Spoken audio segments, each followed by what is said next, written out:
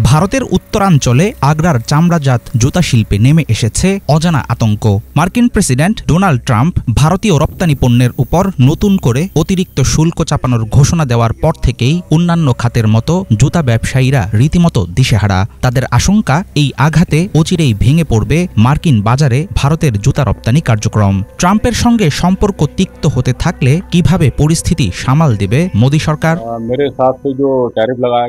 আমার মতে ভারতের উপর যুক্তরাষ্ট্রের আরোপিত শুল্ক দেশীয় জুতা বাজারের জন্য একটি বড় ধাক্কা।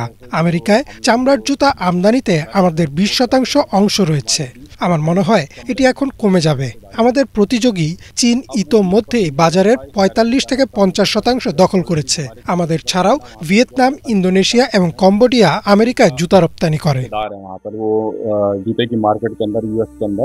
ভারতের রপ্তানি পণ্যের উপর আরও 25% শুল্ক আরোপের ফলে মোট শুল্কের হার দাঁড়াবে 50%।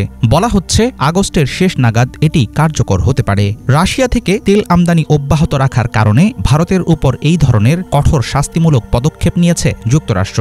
ব্যবসায় আগে থেকেই মন্দা অবস্থা চলছে, এর মধ্যে অতিরিক্ত শুল্কের চাপ আরও মারাত্মক করে তুলবে গোটা পরিস্থিতি।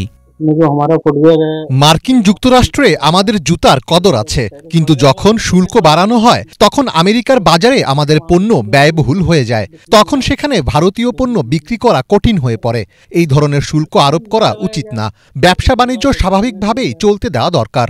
আমাদের বেচা বিক্রি এমনিতেই কম, এর উপরে আবার বাড়তি শুল্ক আরোপ করা হলে আরও সমস্যা তৈরি হবে।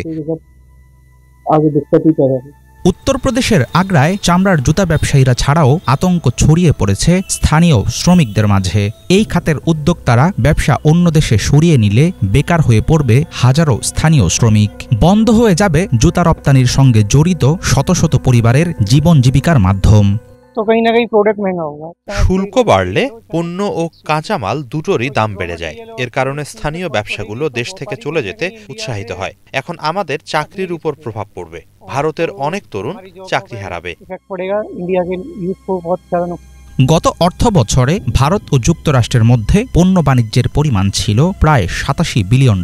আমেরিকার সঙ্গে বিশ্বের 5ম বৃহত্তম অর্থনীতির দেশ ভারতের বাণিজ্যিক সম্পর্ক এতদিন শক্তিশালীই ছিল, কিন্তু নতুন শুল্ক পরিস্থিতি দেশটিকে ফেলেছে বড় ধরনের চাপে। আগ্রার রাস্তায় ব্যবসায়ী থেকে শুরু করে সাধারণ শ্রমিক, সবার মুখে একটাই প্রশ্ন, এমন সংকট দীর্ঘস্থায়ী হলে টিকে থাকতে পারবে চামড়াজাত জুতা শিল্প? হাফিজুল ইসলাম, বাংলা ভিশন।